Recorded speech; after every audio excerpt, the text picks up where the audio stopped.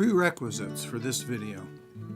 In order to understand this video, you should already know that a random variable maps each element of the sample space of a random experiment to a number. You should also know that the probability mass function, PMF, maps each aforementioned number to the probability that said number is realized. So the Bernoulli distribution is probably the simplest distribution that you will encounter in a Stats 1 class. So the Bernoulli distribution admits two possible values, a 0 and a 1. So the Bernoulli distribution admits two possible values, 0 and 1.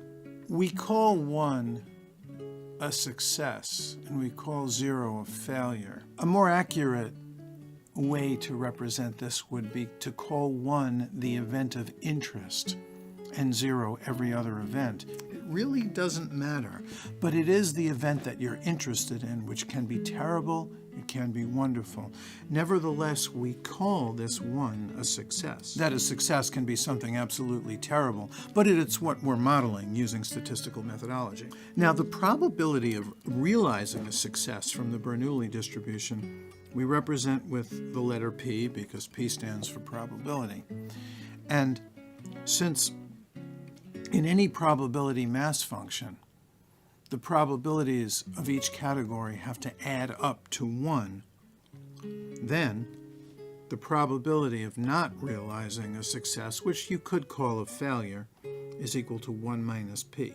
Failure, success, failure. Now, how do we know that this adds up to 1 as it is supposed to be? Well, let's add up these two values and see.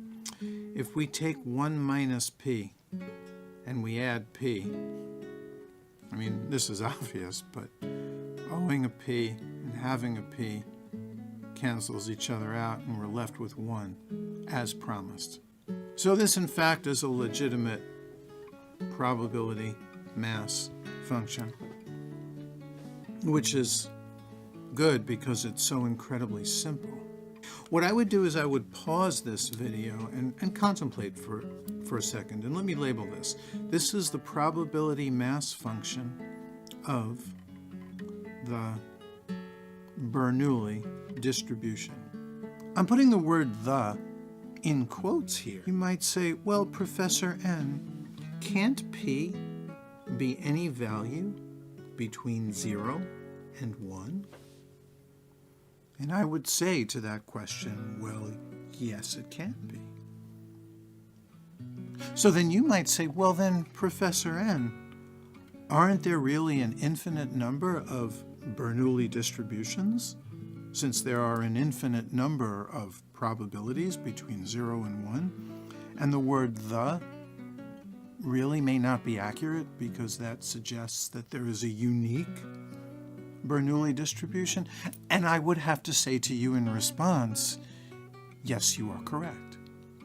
Now, some people say you are quite correct, but that never made sense to me. What does it mean to be quite correct? Either you're correct or you're not. That's just an expression that people use. So,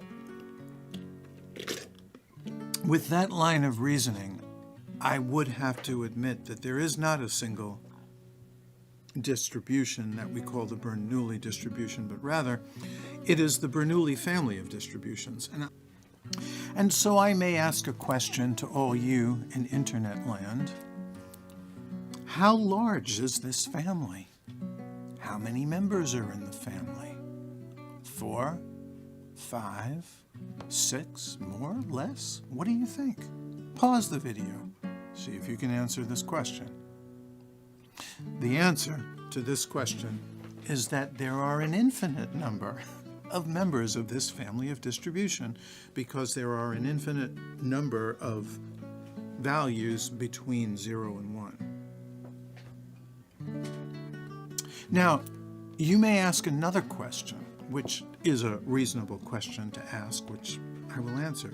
You may say, Professor Noose, why, when you wrote this inequality here which says p is between 0 and 1, why did you not draw a little line, segment actually, under these inequality symbols so that the 0 and 1 was included in this interval of values for p? And I would say to do so would be stupidity. Stupidity, you might ask? What do you mean, stupidity? Well, let's examine this. Suppose p is equal to 0.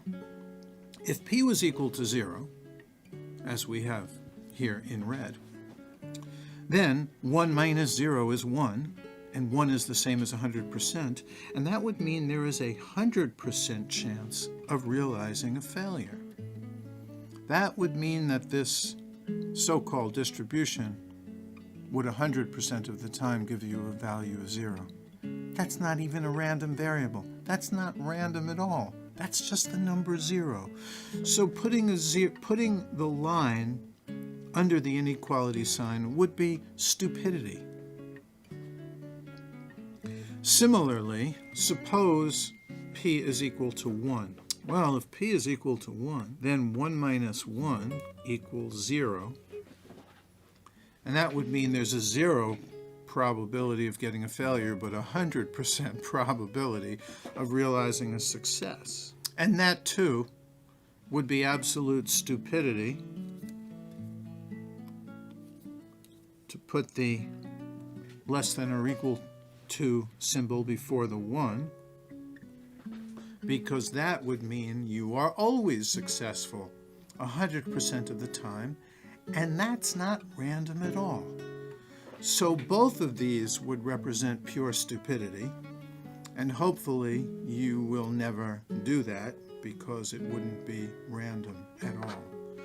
So in order to avoid any stupidity, which of course you don't want to do in a math class, we say p is between 0 and 1, and we use a word exclusive. Here's how you would say this if a professor ever asked you to read this collection of symbols and you wanted to get a participation point if your professor uses class participation. You say p is between 0 and 1, exclusive. Exclusive.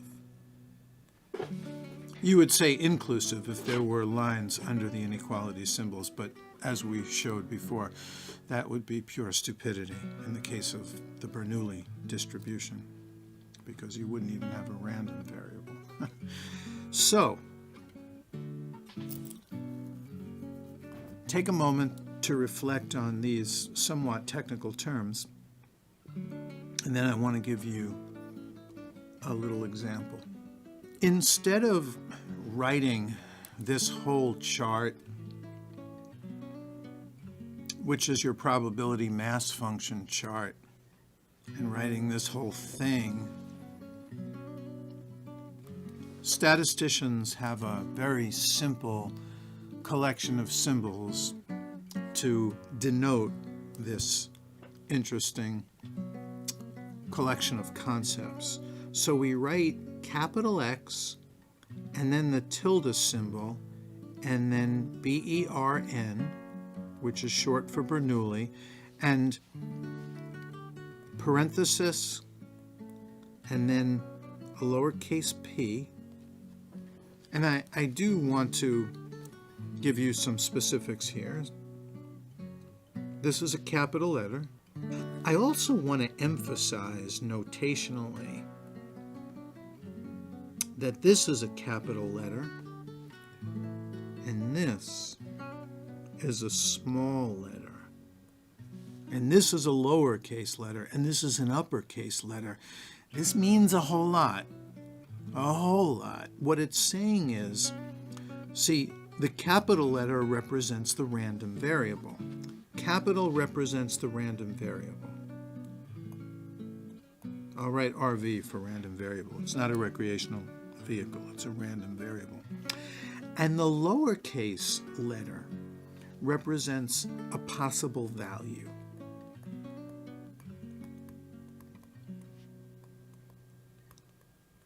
Now don't let that escape you. It's really a fundamental idea that needs to be stressed because it illuminates so much of the underlying nature of random variables. This is a random variable which can realize two possible values. And these two values are represented by lowercase x. It could either be a 0, which we call a failure, and a 1, which we call a success. So this probability mass function using this notation really shines forth on what the phenomenon is. And unfortunately, I have to tell you that some textbooks don't write this.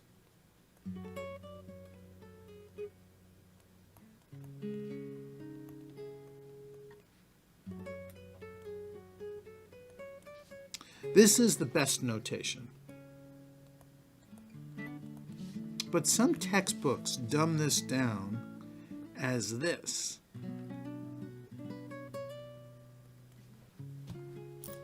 And I'll write DD for dumbed down. You'll see this. This doesn't shine forth. It doesn't tell the reader really what's going on. See, this notation here shines. It says the probability of the event, remember events were put in set parentheses, the probability of the event that this random variable will realize this possible value. That notation shines through clearly. Now, of course, you're going to have to contemplate this and remember it and appreciate it.